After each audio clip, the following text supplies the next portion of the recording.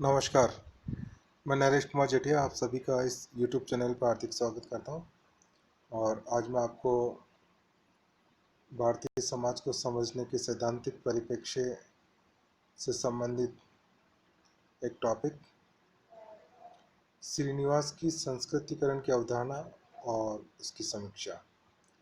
Srinivas concept of Sanskritization and its evolution, इस विषय के ऊपर आपको मैं बताने जा रहा हूँ। श्रीनिवास ने बहुत सी अवधारणाएं दी है। उसमें से एक महत्वपूर्ण अवधारणा है संस्कृतिकरण। संस्कृतिकरण जो है विभिन्न जातियों में मुख्यतः निम्न जातियों की परंपरागत जातीय स्थिति को उच्चतर करने की प्रक्रिया है। दूसरे शब्दों में ये कहा जा सकता है कि संस्कृतिकरण सामाजिक गतिशीलता की एक प्रक्रिया है। इसमें कोई निम्न जाति अथवा अन्य समूह किसी उच्च जाति के कर्मकांड, रहन सहन और जीवन पद्धति का अनुकरण करके अपनी परंपरागत स्थिति को ऊंचा करने का प्रयत्न करता है। एम.एन. श्रीनिवास ने संस्कृतिकरण की परिभाषा इस प्रकार से दी है। संस्कृतिकरण वह प्रक्रिया है जिसके द्वारा कोई निम्न हिंदू जाति या जनजाति अथवा अन्य समूह किसी उच्च या प्रायद्वीप जाति की दिशा में अपने रीति रिवाज, कर्मकांड, विचारधारा और जीवन पद्धति को बदलता है। आमतौर पर ऐसे परिवर्तनों के पश्चात वह जाति परंपरा से स्थानीय समाज द्वारा संस्तरण में जो स्थान उसे मिला हुआ है उससे ऊंचे स्थान का दावा करने लगती है।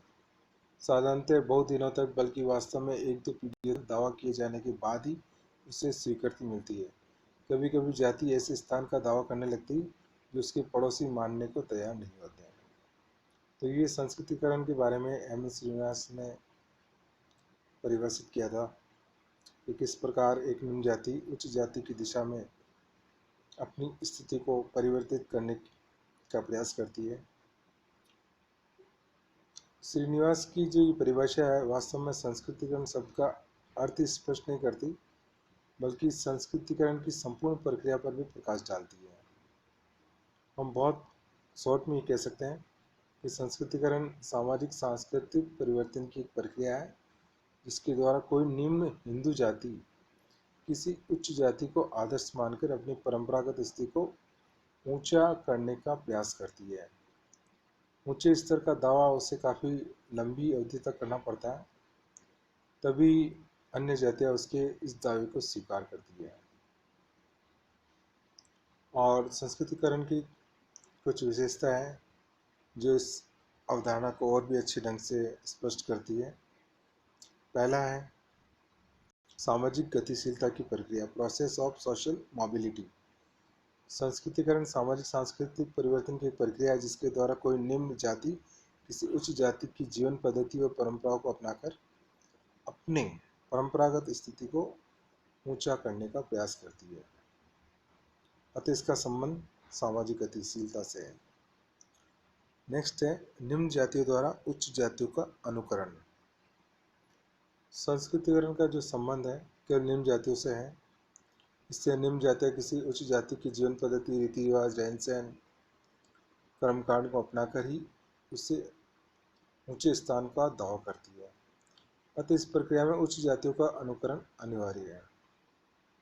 नेक्स्ट है जातीय संस्तरण में उच्च स्थिति का दावा।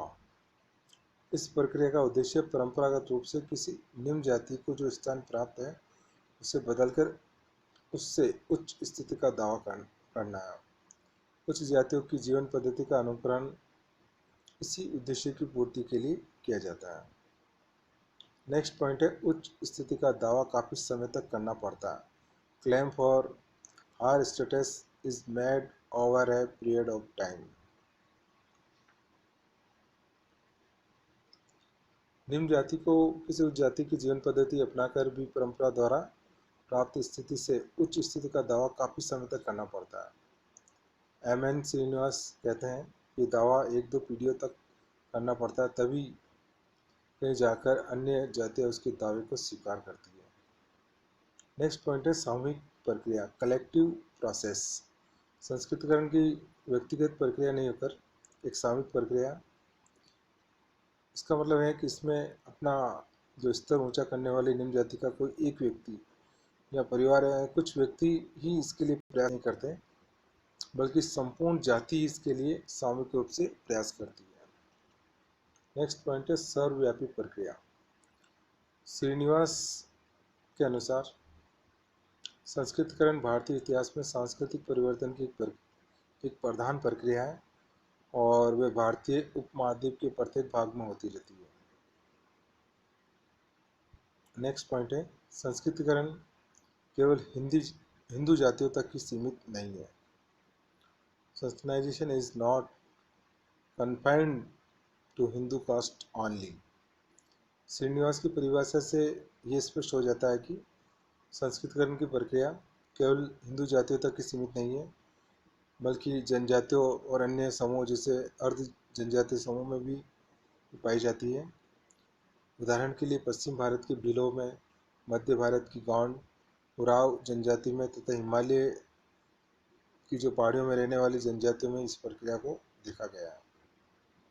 नेक्स्ट पॉइंट है संस्कृतिकरण से केवल पदमूलक परिवर्तन होते हैं, संरचनात्मक नहीं। Sanskritization result in positional changes and not any structural changes. संस्कृतिकरण की एक अन्य विशेषता यह है कि इसके द्वारा केवल निम्न जातियों की स्थिति में पदमूलक परिवर्तन ही होते हैं, अर्थात इनका पद पहले से कुछ ऊंचा हो जाता है। संपूर्ण संस्कृतिकरण की व्यवस्था पर इसका कोई प्रभाव नहीं पड़ता। इसका मतलब यह है कि इसमें संरचनात्मक परिवर्तन नहीं आते हैं। और इसी कड़ी में जो हम आगे बात करते हैं, संस्कृतिकरण के विभिन्न आदर्श प्रतिमान हैं। Sanskritization implies different models. संस्कृतिकरण के अनेक आदर्श प्रतिमान अर्थात निम्न जाति अपने से उच्च जाति यानी कि सामान्यतः प्रभु जाति होती है अतः उच्च वर्ण का अनुकरण करती है। क्रम में श्रीनिवास ने केवल ब्राह्मणों की जीवन पद्धति अपनाए जाने की बात अर्थात केवल आदर्श प्रतिमान पर बल दिया था, एक ही आदर्श प्रतिमान पर बल दिया था। परंतु बाद में उन्होंने पोकाक तथा सिंगर के विचारों को ध्यान में रखते हुए इस सत्य को स्वीकार कर लिया कि संस्कृतिकरण के अनेक आदर्श प्रतिमान हैं। तो ये संस्कृतिकरण की कुछ विशेषता थी। तो संस्कृतिकरण के अर्थ, परिभाषा और विशेषताओं से संस्कृतिकरण की संपूर्ण प्रक्रिया स्पष्ट होती है। इसमें निम्न जाति अपने उन रीति रिवाजों और प्रथाओं को छोड़ देती है जिसके कारण उसे निम्न स्तर मिला हुआ, जैसे कि व्यवसाय है, वस्त्र है, खान पान की प्रथा आदि, और किसी उच्च जाति की जीवन पद्धति और कर्मकांडों को अपनाना शुरू कर देती है।